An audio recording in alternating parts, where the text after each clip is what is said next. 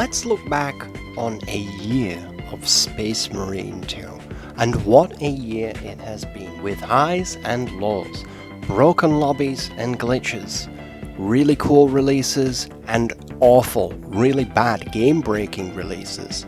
Let's look back on the past 12 months and see if Spacemarine 2 has been a failure or if it's been really good. Looking back on it now, when Spacemarine 2 came out, the campaign was universally received as good, as positive, and this is because we have Spacemarine the first Spacemarine to compare it to. And I will say this, the Spacemarine first campaign, when it came out at its time, it was very, very good.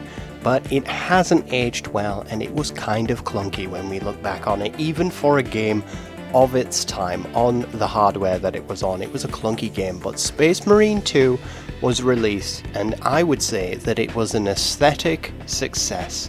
The look, the sound, the smell, and the taste of Spacemarine 2 was delicious, equally steeped in imperial god fantasy feels as much as it was in the Taint of Chaos and the newly added Tyrannid. I must say I do miss the Orcs, but the Tyrannid and Chaos were really, really good in Spacemarine 2. So at launch, I will say that this game, it was pretty amazing. The lobbies in PvP and PvE operations mode and multiplayer Eternal War, they were hit and miss here and there, but overall they were quite good on release, and I was only getting glitches when I was trying to party with people across other sides of the planet. But overall, on launch, the game was a great success, but something started to stick out after a few weeks of play. People were beginning to notice that, hey, this doesn't feel finished. This part is missing. There are spaces in the menus where things can be. Is this planned DLC or is this missing content? And it turned out to be a mixture of both, and slowly but surely the patches started to come out, and they were drip feeding the most small amounts of content out in the first few patches. Even the paid DLCs were quite thin, quite bare on the ground, and it started to go down from here. I really think that Spacemarine 2 missed a chance by under-delivering after they had such a huge success. And this is the thing, right? This game wasn't predicted to be such a hit as it has been, because this is a game that has aftermarket potential. They make money after the initial sale with this game through DLCs, season passes, and so forth, so they were doing really, really well. And to say that they didn't come back and start really rewarding the fanbase with good chunky patches until much, much later, it was quite disappointing. I will say this was the worst part of Spacemarine 2, the first quarter, because after a while it got stale. It was quite obviously missing features that had been planned and had not been released. People were seeing holes in the tech trees in operations mode, so the way that you choose your levels and level up your guns in operations mode had quite obviously not been well play tested. Several things were broken or didn't make sense, such as giving the heavy class melee abilities and so forth. A lot of this screamed a lack of play testing, quality testing from the team's side, and it showed that the developers weren't really playing the game that they were developing for. So time moves on, patches get released, and me as a primarily PvP player, I will say that we were drastically underserved for so long until the latest patch. But let's progress a little bit past the first quarter release, the first 4 months for Spacemarine 2. And let's move to New Year. They released just after New Year, I believe it was in February. They released a new PvP map, and it is probably one of the best, if not the best PvP map, except for maybe Mausoleum, but Tomb is a really good PvP map. And it really did show and suggest what is going to happen in Spacemarine 3 with the Necron themes. It was great to have a new map, but it still felt like the game was missing something. It only had 4 maps in the PvP, and this was kind of subpar for a release. It's not what you would expect in a full title. So now I'm going to talk about what are we talking about here when we say, is it worth it? Is it good? Is it fun? These are 3 very different questions. I myself, I paid £53 for a digital gold version of Space Marine 2, which gave me the first year season pass and a Steam key. So I don't own the physical version of Space Marine 2 in any way, and I'm sure many of you will be in the same situation, whether you have it on console or you have it on PC. You guys on console, you might have a physical disc, whatever, but for most of us, we've just done a digital download, and you may or may not have got the season pass. I feel like the season pass was well worth it in the first year because it gave you access to quite a lot of DLC and was quite cheap as a deal. I don't mind to pay £50 plus in this case for a game that is definitely a AAA game, and it was a great game when it was released. But as things progressed, as you were waiting for more updates to come out, for more maps to come out, you were left thinking, wow, what are they working on? They've made all this money and they're only releasing a helmet that isn't plain, that has a very specific chapter's helmet on it.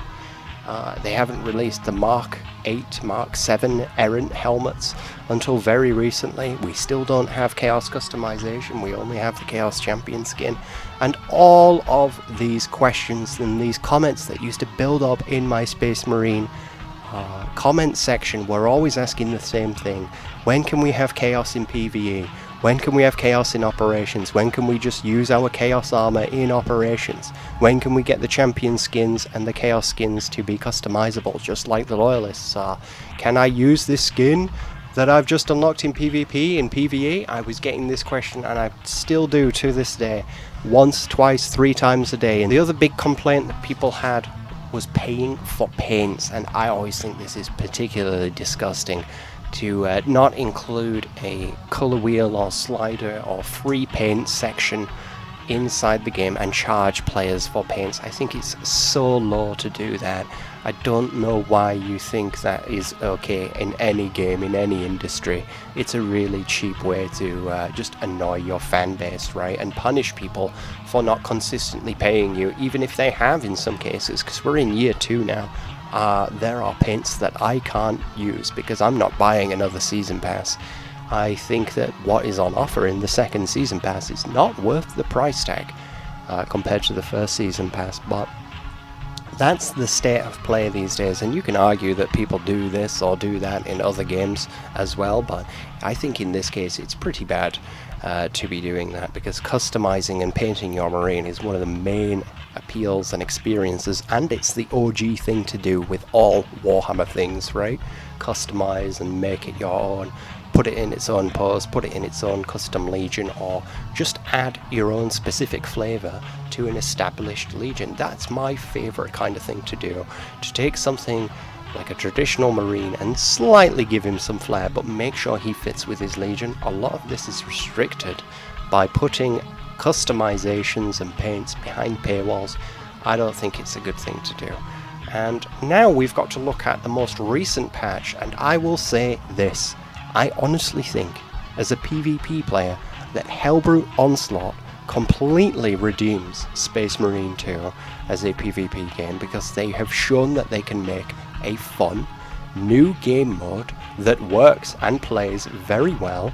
It's not particularly balanced, but none of the Space Marine 2 lobbies are, because they don't use a proper matchmaking system, but they still are very, very fun matches. 6v6, Helbrute Onslaught. What other game modes can they add later? Can we go up to 7v7, 8v8? This is big team battle Halo 3 territory that we could be ending up in here. I really think this game mode shows that they have innovation inside their team, and to get this game mode coming out, it feels like new game modes in the future could be something that comes along the way. I would hope so. So the latest patch has been that good in my opinion, but I understand if you are a PvE player, maybe you don't like the new operation. I did play it through. I found it was one of the less fun operations to play, but I don't really enjoy operations mode that much as a PvP main. But personally, I feel like Space Marine 2 PvP is poised to have a real rocket moment whenever it gets the full attention of the devs and they realize that they can build a proper long-lasting PvP community around this, and they can keep updating the game and releasing PvP stuff for the game. Because if you get proper custom lobbies, proper ways to spectate matches, to set cameras around the map, just like the Gears of War player and cameras system that you can use to watch players when you are dead or between spawns or as a spectator. If we can add all of this in, you are adding like an eternal longevity to the game that does not exist currently and won't exist if it is not nurtured and catered towards, because a lot of people don't like the PvP in this.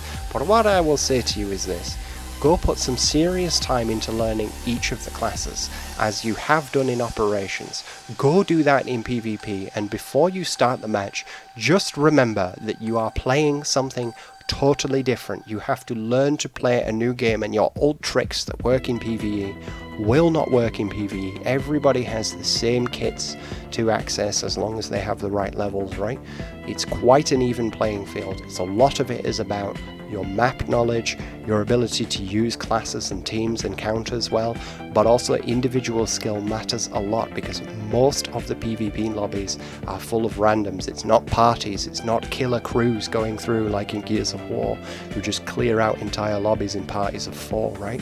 This is individuals usually meeting up and playing as Chaos v Chaos or Chaos v Loyalists. It's really, really fun.